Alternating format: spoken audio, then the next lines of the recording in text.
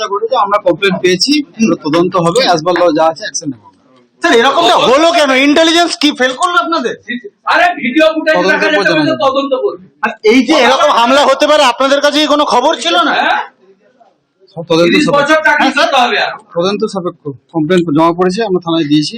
Sir এখনো পর্যন্ত কি অ্যাকশন নিলেন আপনারা? এটার সামনে হয়েছে কি action? তদন্তের কোনো গতি কিছু আছে, কিছু এগিয়েছে এখনো পর্যন্ত স্যার? যারা ছিল প্রত্যেকের নাম বলছে, সে জায়গায় আপনারা কি ব্যবস্থা নিলেন এখন পর্যন্ত? তদন্ত হোক, তারপর ভিডিও তো দেখা যাচ্ছে তো পুরো। স্যার এই যে টিএমসি লোকেরা জমায়েত করেছিল, সেই জমায়েতের খবর আপনাদের কাছে ছিল? থানার থেকে তো মাত্র 200 মিটার দূরে। কমপ্লেন জমা দিয়েছে, আমরা তদন্ত করবো, তারপর দেখা যাবে। As per law থানার যা থেকে 200 মিটার দূরে টিএমসি লোকেরা যদি জমায়েত করে থাকে বা যে কেউ জমায়েত করে, আপনার কাছে খবর ছিল? আমরা একটা কমপ্লেন পেয়েছি, সেটা আমরা তদন্ত করবো, তারপর যা আছে অ্যাজ পার ল আমরা অ্যাকশন নেব। স্যার যখন ঘটনা ঘটে তখন আপনারা, পুলিশ কোথায় ছিল?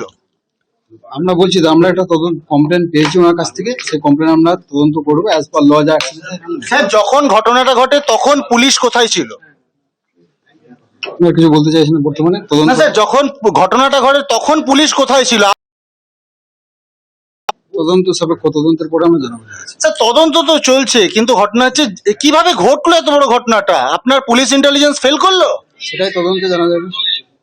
তার মানে কি যাদের দায়িত্ব ছিল তারা গাফিলতি করেছে?